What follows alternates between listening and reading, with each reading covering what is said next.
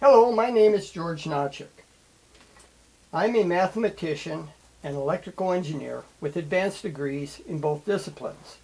A few days ago, a mathematician by the name of Blackpenredpen posed this problem to his viewers, asking if the integral of 1 over x over a symmetrical interval about 0, in this case from -1 to 1, has a value of 0 or is divergent. In spite of the fact that in the video he did everything correctly and came to the conclusion that the integral is divergent, I see from the comments that many of the viewers still feel that the integral ought to have a value of 0. I believe that some of these viewers miss some of the finer points that Mr. Blackpenredpen mentioned in the video. The purpose of this video is to supplement that video and go over some of these finer points and fill in some of the gaps that some of the viewers missed. The argument that many of the viewers use is if you look at the function 1 over x, which is a hyperbola, and it's symmetric about the origin, in the first quadrant the value of the function is positive, and in the third quadrant the value of the function is negative, but it's a symmetric graph. And the argument that's been used is that if you look at the areas, using the fact that the geometric interpretation of an integral is area under the curve, if I pick symmetric intervals on the left side and the right side, we find that the area on the right side is positive, on the left side is negative, but if we take equal chunks, they have the same area, hence they should cancel as we head in towards 0. And the area under the positive curve and the negative curve should totally cancel. Well, that argument would hold if the functions were bounded, if this function was bounded everywhere within the interval. But the problem is the function is not bounded at x equals 0. Hence, when we get down to 0, we have a singularity that cannot be canceled. The function is divergent, and so is its integral when you try to cross across the singularity in doing the integral. In spite of the fact that it looks, because of the symmetry, it looks like the areas ought to cancel, we have a problem at the origin that cannot be neglected. And I'm going to go through this in many different ways to show you indeed that this integral is divergent.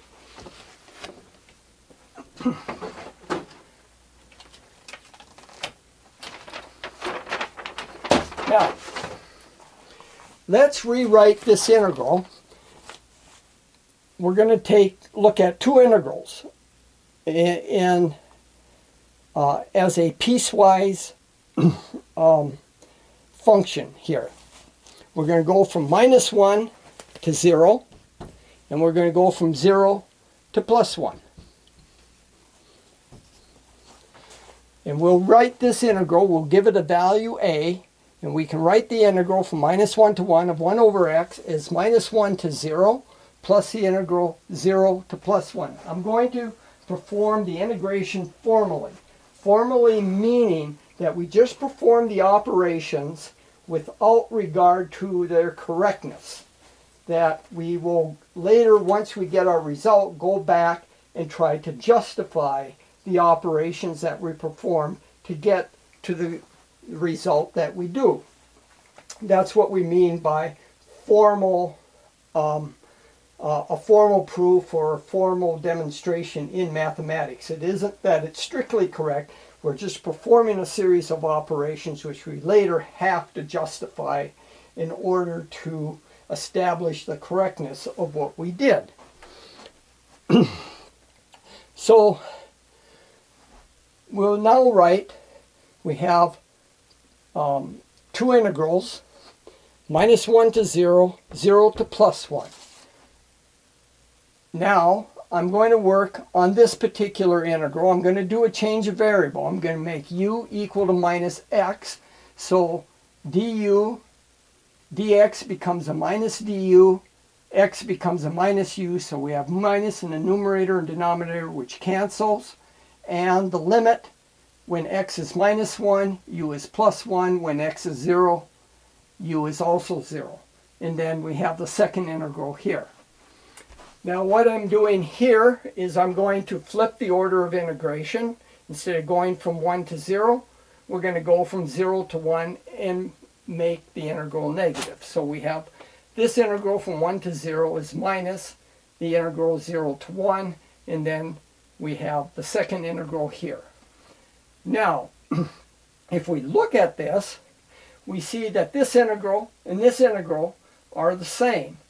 And formally, we'll just say since this is minus this integral, when we add these two integrals up, it's obviously 0. That's what the formal operation tells us. However, these operations that I've just performed are not strictly correct, for we need to look at each integral individually as a limit to determine the convergence or divergence. That is, this is not the proper way to write what is called an improper integral. An improper integral is one in which either the limits, one or both limits, are infinite, unbounded, or the integrand has a bad point in which it goes to infinity at some point within the interval between minus 1 and 1, which it does at x equals 0. So we have to write an improper integral as a limit. That is the correct way to be writing an improper integral. Now, since x equals 0 is a bad point in the integrand, that's where we will divide the integral up about the bad point. So this first integral here, from minus 1 to 0, we'll write it as a limit as epsilon goes to 0 from minus 1 to minus epsilon. And the second integral here we'll write as the integral from 0 to 1 of 1 over x is the limit as epsilon goes to 0 from epsilon to 1. Now, what we're doing here is that this is approaching 0 from below negative values of x as epsilon goes to 0. And in this integral, we're approaching 0 from above. So basically, what we're doing here is we're integrating up to epsilon. If we make this width epsilon, and from above down as far as this line, this would be epsilon coming from above, where the distance away from the y-axis is epsilon, and then we take a limit and close these in. Well, as long as epsilon is finite, these two integrals will cancel. But as we shrink this thing in, we still have a bad point at x equals 0. No matter how close epsilon gets to 0, we have this bad point here. And what has happened up here formally is we've essentially removed the singularity, because we've ignored really what happens at 0, because we haven't taken a limit. And we cannot ignore what happens at 0. Formally, like I said, we've removed the singularity, and we can't do that. That's not legal. So, taking these two limit definitions of the improper integral, our a now is the sum of these two integrals, which we now write as limits. So a is the limit as epsilon goes to 0 from minus 1 to minus epsilon, plus the limit as epsilon goes to 0 from epsilon to 1. And we're going to shrink this in as the limits go to 0. But we have to consider the limits, the two integrals, individually. So what I'm going to do on the first integral here is as I did up here. I'm going to make a substitution that u equals minus x. In that case then, this first integral goes from 1 to epsilon of du over u, and the second integral from epsilon to 1 of dx over x. Now this integral, I'm going to flip the order of integration. Instead of going from 1 to epsilon, I'm going to go from epsilon to 1 and make it a negative. And that's what we have here. Instead of going from 1 to epsilon, we go from epsilon to 1 and change the sign on the integral. And I've done nothing here on this integral. It's the same. Now, the next step is we know that the integral of 1 over u is the natural log. So this is minus the limit as epsilon goes to 0, the natural log on u evaluated from epsilon to 1, plus the limit of the integral of dx over x, which is the natural log, limit of the natural log on x between epsilon and 1. Let's evaluate each of these. So this is minus the limit as epsilon goes to 0 of the natural log of 1 minus the natural log of epsilon, plus the limit as epsilon goes to 0 of the natural log of 1 minus the natural log of epsilon. We know that the natural log of 1 is 0, so we can simplify. We have minus the limit of the negative log on epsilon, which is the limit of the natural log of epsilon. Then minus signs cancel. And then we bring a minus sign out, minus the limit of the natural log of epsilon. Now, looking at this is, on first observation, it looks like we could cancel these. But we can't, because we have to look at what the natural log does.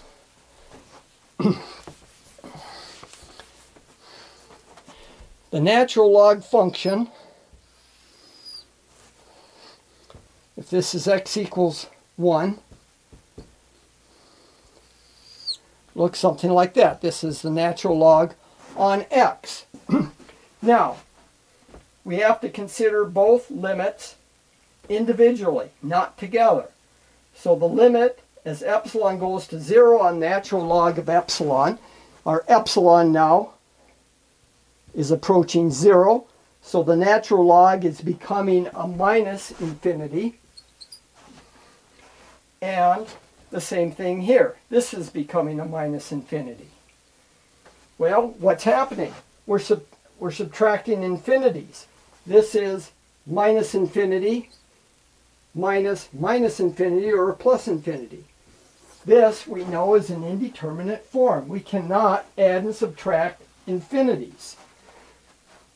This has been an established agreement within mathematics that indeterminate forms cannot be evaluated, and this is an indeterminate form. These two limits cannot be combined. So therein lies the problem. It's because of this singularity. So the overall integral here diverges because of this indeterminate form. All right, now let's consider another way of handling this. Let's look at this particular part of the integral.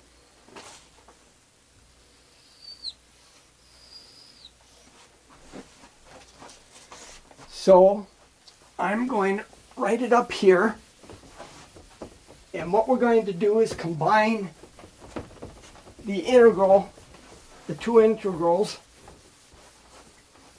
under the same limit. So we have a, which is equal to the limit as epsilon goes to 0 on, I have the integral from 1 to epsilon on du over u plus the integral of epsilon on epsilon to 1 of dx over x. Now remember, through a change of variables, or this is what we got from this particular integral, and we can reverse the order on this integral and write it as epsilon to 1 with a minus sign. Now again, it looks like these two integrals are the same but opposite in sign, so that they should cancel and give us 0.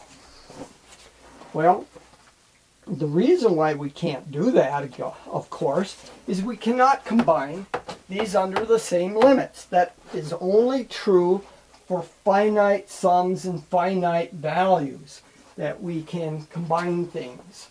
It has to, the integral has to be finite. It can't be unbounded, and that's what these integrals are. They're unbounded, as we just shown. So this cannot be done. No, you can't do that. You cannot combine them under the same limit because they are not finite in value. And that's a very important point. You must look at the integrals individually for convergence or divergence. When the limits are combined as above, what you do is you remove this singularity. And it appears like it should be 0, but what you've done is you've ignored that singularity by doing this illegal operation. So basically what is happening is we're shrinking again this width down to 0, but we neglect what's happening at x equals 0. Is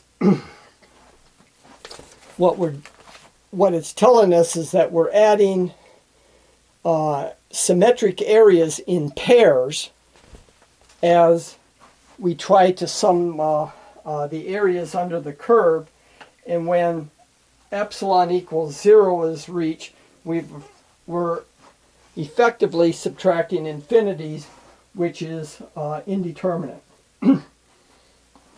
But when we ignore the singularity at epsilon equals 0, we get the same result as we did in the formal operations, where we get 0, and in all cases we're neglecting the singularity. But we cannot ignore the singularity at x equals 0. What this is similar to is like when you're the definition of derivative.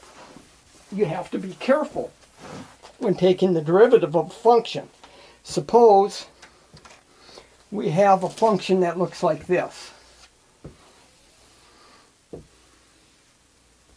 with a hole. Now, this is our function f of x. And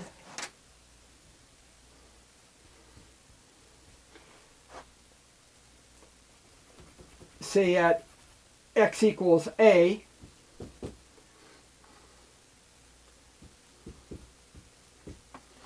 we have f at a, but suppose f of a, in this case, is some value. Maybe it's up here. The actual graph has a hole, and f of a is up there. Well, for a function to have a derivative, for the derivative to exist at any point, 3 conditions have to be met and satisfied. That is, the limit of f of x as x approaches a from below has to equal the limit of the function as x approaches a from above, and that has to equal the value of the function at a. In this case, if there's a hole, there is no derivative, because the value of the function in this case is different than the limits from the right or the left as we approach a from above or below. So these three conditions have to be met. So what's happening here with the integral is somewhat similar, is you cannot ignore the singularities when determining convergence and divergence, or whether or not a derivative exists. Now, let's look at the formal definition of an integral and see how we can write this out using a formal definition of the integral. Here we have a general function f of x, a function of a single variable x. The integral of this function from a to b is defined to be the integral a to b on f of x dx is the limit as n goes to infinity on the sum k equals 0 to n of f of a plus k delta x times delta x. And our delta x is the interval divided by n, the number of divisions within the interval, and x is a plus k delta x. What we're doing between a and b is we're dividing the area under the curve in terms of into segments. And each segment has a width, delta x, which is the interval width divided by n, where n is the number of segments that we're dividing the area of the curve into here. So what this statement is that this is the value of the function at a plus k delta x. This is a general x. Our x goes from a to b, where we start at a and we add the number of delta x segments times our counting number. K is the counting on the number of segments. So what we have here is this is an area where the height of the area is f of a plus k delta x, and the width is delta x. So this is our area of width delta x. And we're just summing all these areas up as we go along the curve from a to b. And as we shrink the widths of our areas down to 0, that is, as we let n approach infinity, our delta x become vanishingly thin, and so these differential areas become an exact fit underneath the curve, and we sum all these up to give us the total area from a to b underneath the curve, underneath the function that we're dealing with. And that's what this is a statement of. Let's work out a quick example before we move on to the function that we're interested in. Let's consider the function f of x, which equals x plus 2, and use the formal definition to find the value of the integral. Well, a is the integral from a to b of f of x, which is x plus 2 dx. Well, just using the Riemann integral, and let's just integrate this the way we normally do. If we integrate x, x is to the first power, so we raise it by a power and divide by that power, and the integral of 2 becomes x, and we evaluate this from a to b. So this value then becomes b squared minus a squared over 2 plus 2 times b minus a. We can factor out a b minus a. B squared minus a squared is b minus a times b plus a. So we have a b plus a over 2 plus 2. So that's the value of the integral. I'll just write that down here.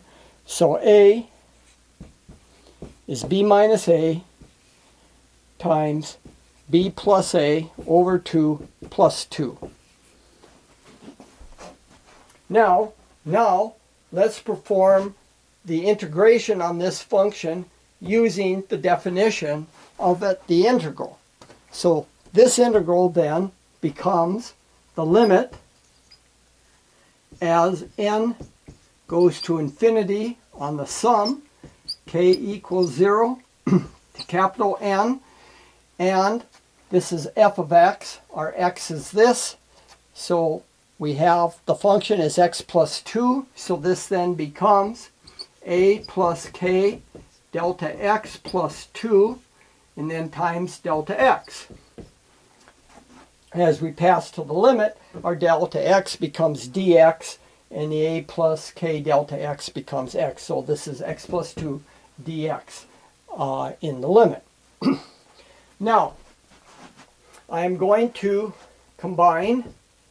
rewrite this as the limit as n goes to infinity on the sum, k equals 0 to n, and I'm going to combine the two constants, a plus 2, so this becomes a plus 2, and then multiply through by delta x, and to that we add k delta x times delta x, or k delta x squared. Now, I'm going to substitute in for delta x, which is this. So we now write this as the limit as n goes to infinity on k equals 0 to n of, this is a plus 2 delta x, which is b minus a over n. So this becomes b minus a over n plus k times b minus a squared over n squared. Just substituting in for delta x squared. Now, the sum here, on the first part of the sum, we break this up. We have the limit as n goes to infinity. We have the sum of k equals 0 to n on a plus 2 times b minus a over n plus the sum k equals 0 to n on k b minus a squared over n squared.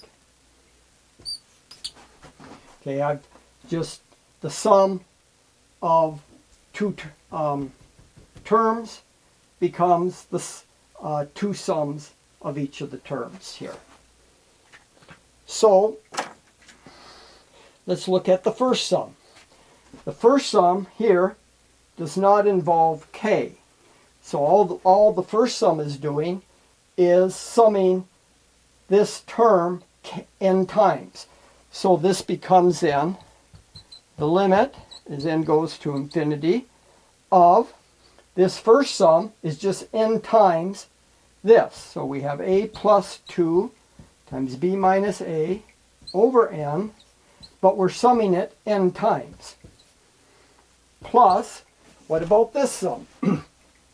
b minus a squared over n squared is a constant with respect to the sum on the indice k.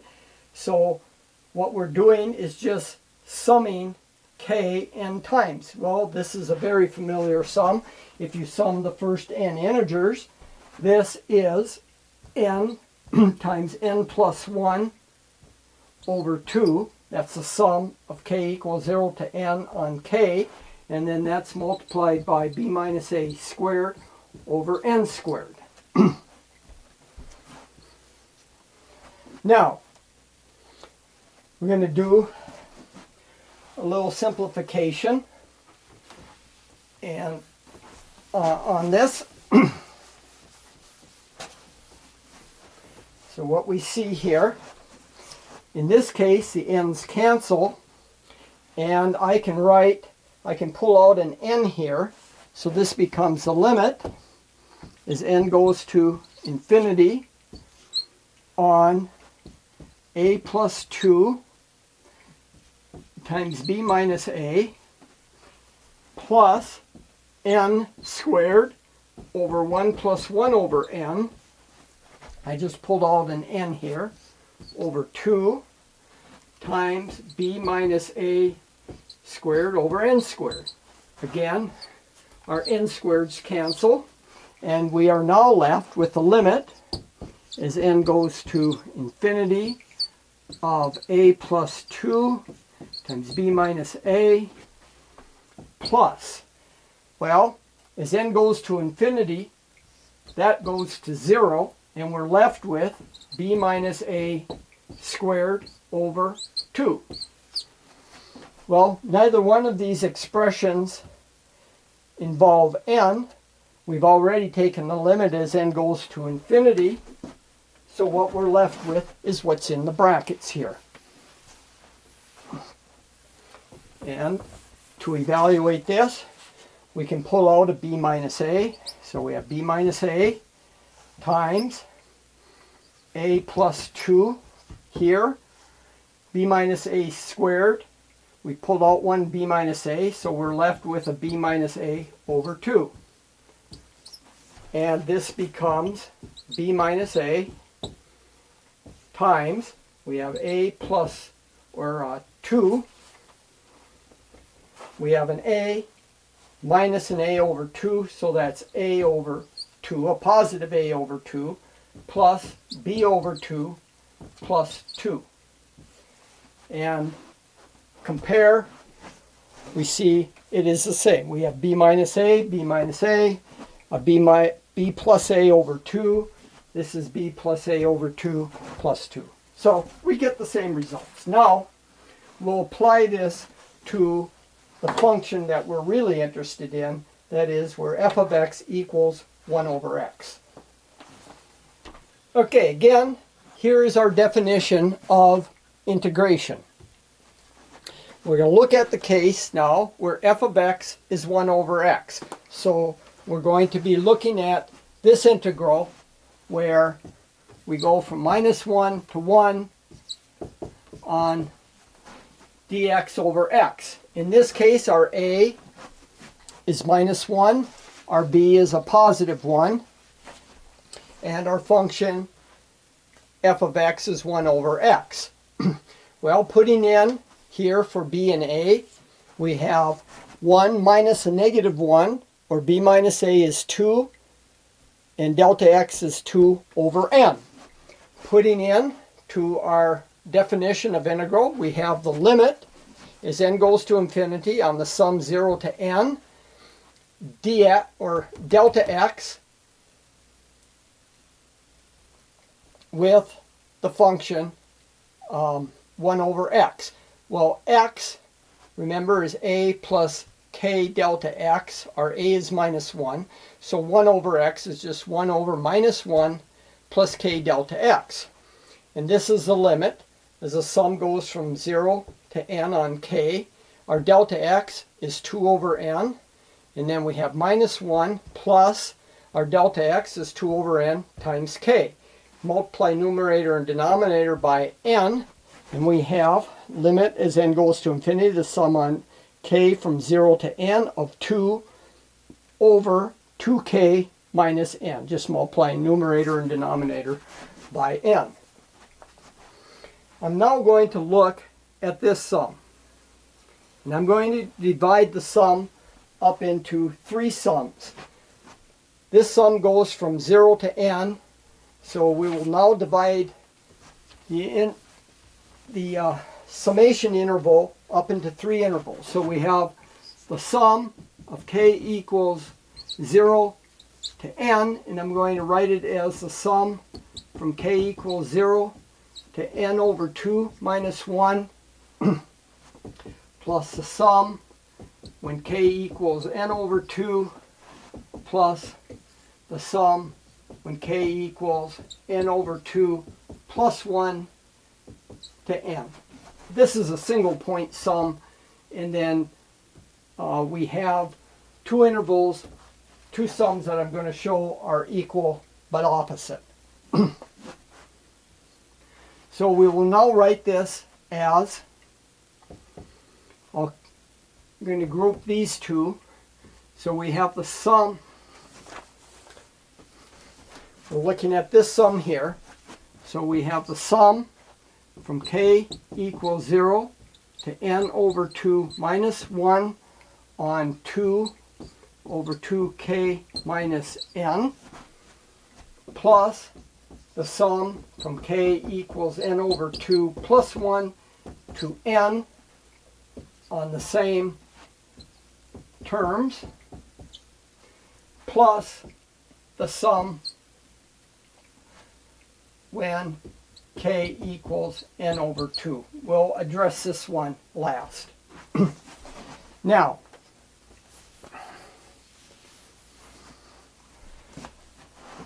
let's work on this particular sum here. So I can write the sum k equals n over 2 plus 1 to n on 2 over 2k minus n. And I'm going to make a variable substitution. The substitution that I'm going to make is that m, a new indice, we're summing over k here, and now we're going to change where we're going to sum over n by making this substitution, k equals n minus m. Well, 2k minus n then becomes 2n minus 2m minus n, or n minus 2m. And when k is equal to n over 2 plus 1, what does m become? When k is n over 2 plus 1, this is going to equal n minus m, or m is equal to n minus n over 2 minus 1, or n over 2 minus 1. And when k is equal to n, m is equal to 0. So we can put into here, this then becomes the sum from n, m, when k is n over 2 plus 1, our m becomes n over 2 minus 1. And when k is equal to n, our m is 0. And our terms now become, remember 2k minus n now becomes n minus 2m. We can exchange the order in which we perform a finite sum. This is a finite sum. So I can write this then as the sum from n equals 0 to n over 2 minus 1 over 2 over n minus 2m. Now,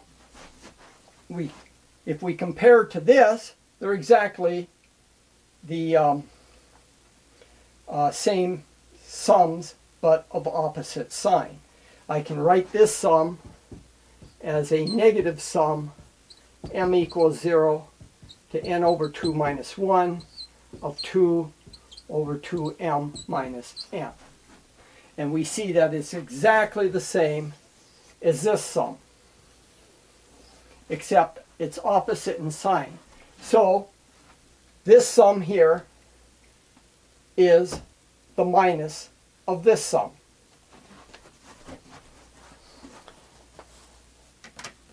So I will write that here. I will substitute in for this.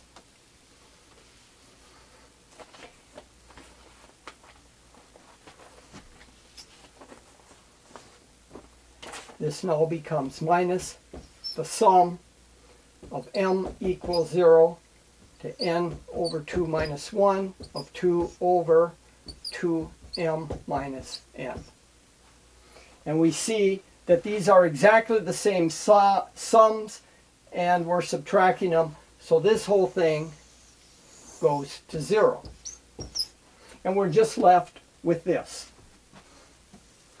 So then, we now see that the sum, the original sum for the integral, our sum where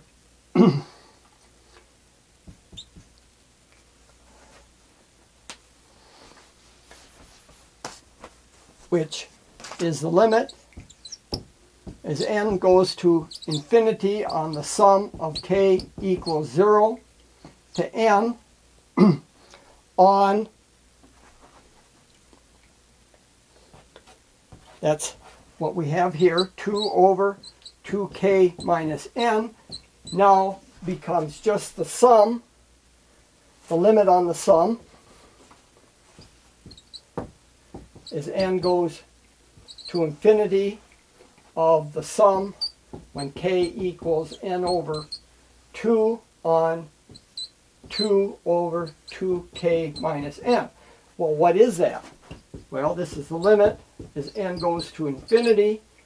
When we put k equals n over 2, this is 2k, or 2 times n over 2, or n minus n. Now, what we see is we have a problem here. N minus n is 0 for any n as it goes to infinity.